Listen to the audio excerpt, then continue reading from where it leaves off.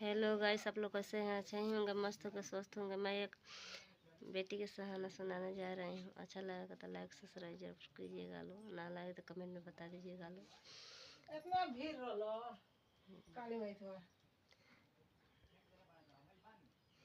अरे अरे बना के कोयलिया कोयलिया तू तो काली बाड़ू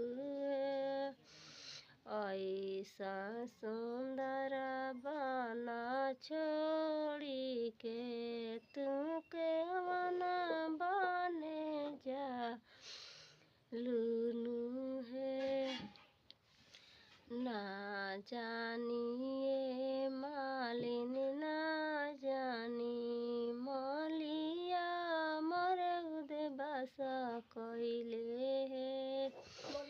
अरे अरे बेटी अनजानू बेटी तोहर बोलिया सोहन लागे ऐसन आमा के गोद छोड़ी के तू के करबने जालू है ना जानिए आमा ना जानी पापा जी मोरे उदबास कईनी है।